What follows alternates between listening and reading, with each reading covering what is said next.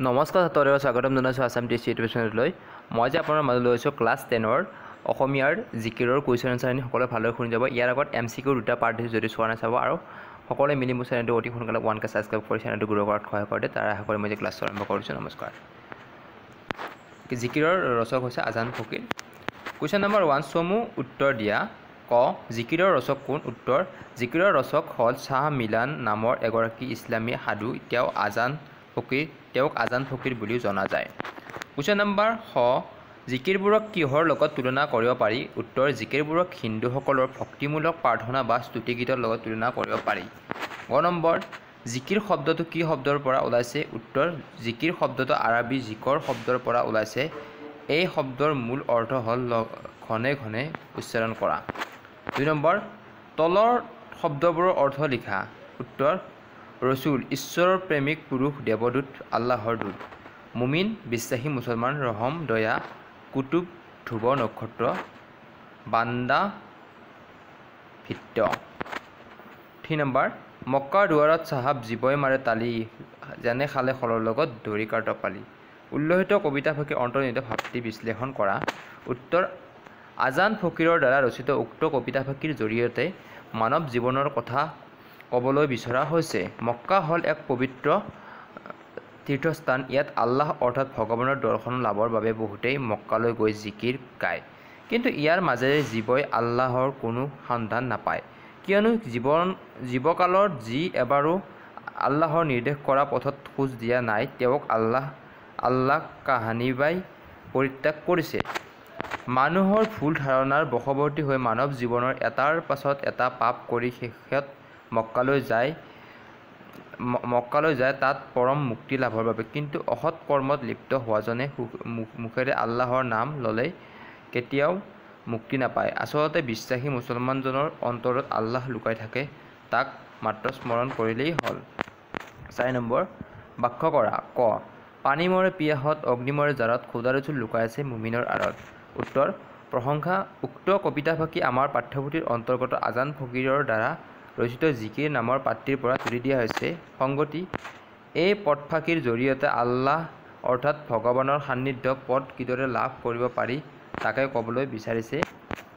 ব্যাখ্যা, পানীৰ পিয়াহত মৰা আৰু অগ্নি জাৰত মৰা দুয়োটা কথাই অসম্ভৱ। অৰ্থাৎ পানীৰ ভিতৰত নিজৰ পিয়াহ গুচোৱা শক্তি লুকাই আছে, ঠিক তেনেদৰে জুইৰ উত্তাপ শক্তিও নিজৰ ভিতৰতে লুকাই আছে। কিন্তু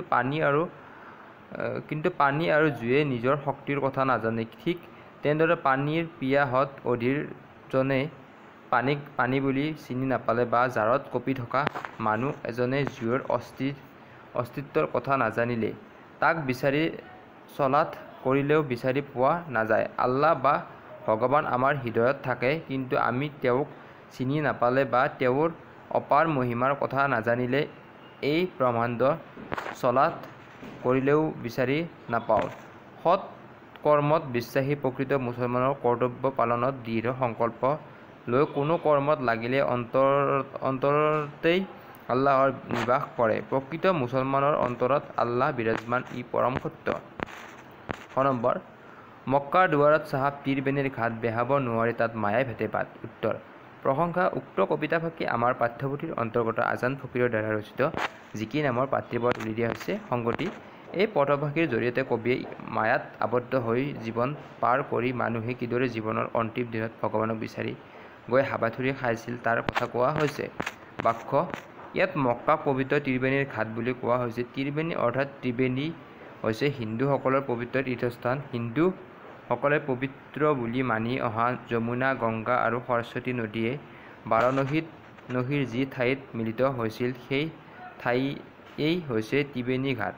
প্ৰতিগৰাকী হিন্দুৱে যদি এই ত্ৰিবেণীলৈ গৈ তিনিও সংগমস্থল স্নান কৰিব পাৰে তেন্তে সকলো পাপৰ খণ্ডন হয় বুলি বিশ্বাস কৰে। সেইবাবে পবিত্ৰ মক্কাক ত্ৰিবেণীৰ লগত তুলনা কৰা হৈছে।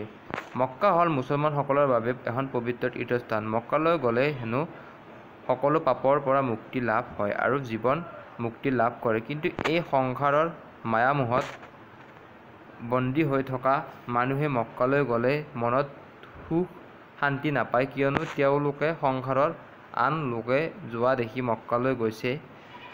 গৈছে হয়, কিন্তু প্ৰকৃত অন্তৰেৰে মুক্তি বা আল্লাহক বিচাৰিব পৰা নাই। সংসাৰৰ মায়াই তেওঁলোকক মুক্তিৰ পথত বাধাহে দিছে। ফলত জীৱই সুখৰ উপৰি দুখহে পাব লগা হৈছে। সজাৰ মইনাটি অনেক যুগুটি দেওমাৰি পাৰ হ'লে এৰিলে প্ৰীতি। উত্তৰ প্ৰসংগ উক্ত কবিতাফাঁকি আমাৰ পাঠ্যপুথিৰ অন্তৰ্গত আজান ফকীৰৰ দ্বাৰা ৰচিত জিকিৰ নামৰ পাঠটিৰ পৰা তুলি দিয়া হৈছে। সংগতি উক্ত কবিতাফাঁকিৰ জৰিয়তে কবিয়ে মানৱ দেহত আবদ্ধ হৈ থকা অবিনাশী আত্মাৰ মুক্তিৰ কথাকে কৈছে। বাক্য মইনা চৰাইক সজাত বন্দী কৰি পুহি ৰখাৰ দৰে আমাৰ আত্মাকো মানৱ দেহৰূপী সজাত বন্দী কৰি ৰখা হয়। সজা এটাত বন্দী মইনা চৰাই এটাই যিদৰে মিঠা মাত মাতি গৃহস্থৰ মন ভুলায়, ঠিক তেনেদৰে মানৱ দেহত বন্দী আত্মাও নানা ধৰণৰ আচৰণে মানুহক সুখী কৰিবলৈ মুক্তি দিয়ে কাম কৰিবলৈ বাধ্য কৰায়। গোটেই জীৱন দেহটোৰ সুখ দুখৰ চিন্তা কৰি দেহটোৰ প্ৰেমত আচ্ছন্ন হৈ থাকে। কিন্তু দেহৰ সৈতে আত্মাৰ এই সম্পৰ্ক খন্তেকীয়া। এই সম্পৰ্কৰ ছেদ হ'লে আত্মাই দেহ ত্যাগ কৰে। জীৱহীন দেহ এটা মূল্যহীন, গতিকে আত্মা বা জীৱহীন দেহক আমি মৃতদেহ হিচাপে পুৰি বা পুতি পেলাওঁ। ইয়াকে লৈ আত্মাৰ কোনো দুখ নাথাকে। মৃতদেহৰ পিছত সজাত ত্যাগী মইনাই যিদৰে সজা আৰু গৃহস্থৰ মৰম স্নেহ প্ৰেম প্ৰীতিৰ পৰা মুক্তি হয়, তেনেদৰে আত্মাও নিজৰ মৃতদেহ আৰু সংসাৰৰ মায়া মোহ প্ৰেম প্ৰীতিৰ পৰা মুক্তি হৈ পৰে। ভাষা সমৰ্থক শব্দ লিখা। উত্তৰ চিন্তু স্মৰণ কৰোঁ ভাবোঁ। ঘাট বন্দৰ প্ৰীতি প্ৰেম প্ৰীতি। আসমান আকাশ দৰিয়া নদীয়া সাগৰ পিয়া তৃষ্ণা। বাট ৰাস্তা পথ আলি ভেল দে শৰীৰ। আজি পাঠত ইমানখিনি আছিল। সকলোৱে ভালকৈ পঢ়িব বুলি আশা কৰি মই যিমান নমস্কাৰ।